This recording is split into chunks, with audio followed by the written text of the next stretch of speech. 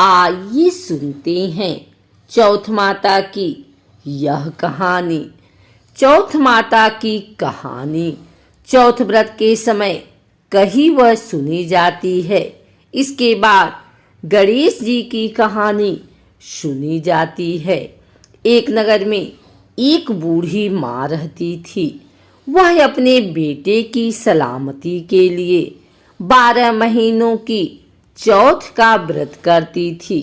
हर चौथ को पसारी से थोड़ा सा गुड़ और घी लाकर 4 लड्डू बनाती, एक बेटे को देती, एक से पूजा करती, एक हथकार के लिए निकालती और एक चाँद उगने पर खुद खा लेती थी।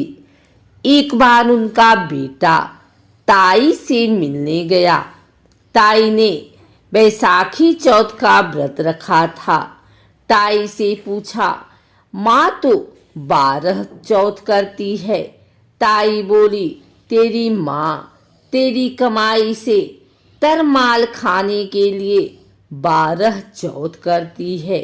तू परदेश जाए तो वह एक भी चौथ नहीं करेगी। लड़के को लगा ताई सच कह रही है। घर आकर माँ से कहा, मैं परदेश जा रहा हूँ, यहाँ तू मेरी कमाई खाने पीने में ही उड़ा देती है। माँ ने समझाकर रोकना चाहा, पर बेटा नहीं माना। माँ ने उसे साथ ले जाने के लिए चौथ माता की आँखें दिए और कहा, मुसीबत में आए तो आँखें तेरी मदद करेंगी। वह आँखें लेकर चला गया। घूमते हुए एक नगर में पहुंचा। उसने देखा एक बूढ़ी माँ रोती जा रही थी और पुए बनाते जा रही थी। उसने कारण पूछा तो बूढ़ी माँ ने कहा, बेटा, इस नगर की पहाड़ी पर एक दैत्य रहता है। पहले वह नगर में आकर कई लोगों को खाने के लिए मार देता था। अब राजा हर घर से एक आदमी दैत्य के पास भेजता है और आज मेरे बेटे की बारी है, इसलिए रो रही हूँ और उसी के लिए पुए बना रही हूँ। वह बोला, तू पुए मुझे खिला दे, तेरे बेटे की जगह मैं चला जाता हूँ। बूढ़ी माँ ने खीर पुए उसे खिला दिए।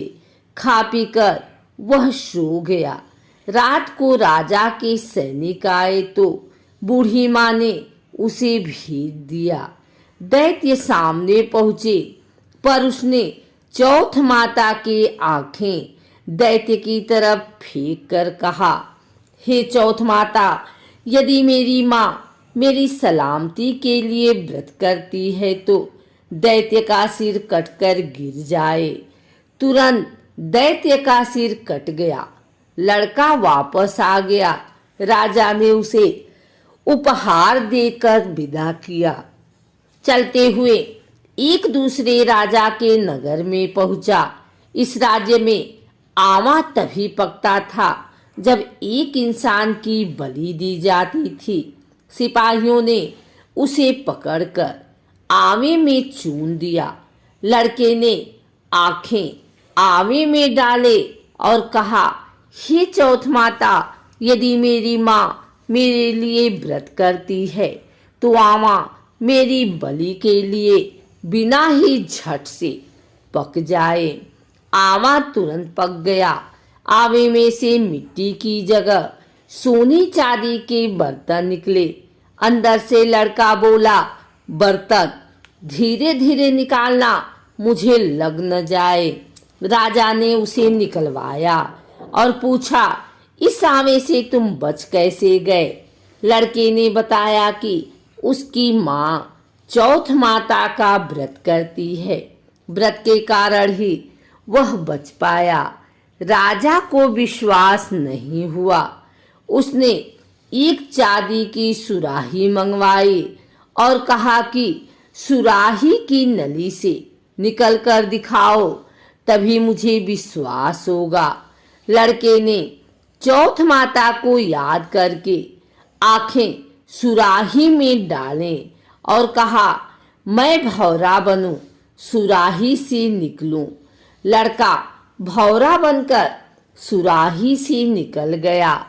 राजा ने खुश होकर राजकुमारी की शादी उसके साथ करवाई और सभी लोगों को चौथ माता का व्रत करने को कहा। उसे माँ की याद आई। उसने राजा के पास जाकर खुद के नगर जाने की इच्छा जाहिर की। राजा ने रथ, घोड़ा, हाथी और खूब सारा दान दहेज देकर उन्हें विदा किया। चौथ के दिन अपने नगर पहुंचा। वह अकेला पसारी की यहाँ माँ का इंतजार करने लगा। सोचा, चौथ है तो माँ यहाँ जरूर आएगी। थोड़ी देर बाद लकड़ी टेकती हुई माँ आती दिखी।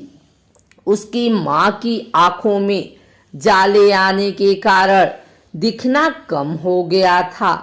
लड़के में जानबूझकर अपना पैर लकड़ी से लगा दिया।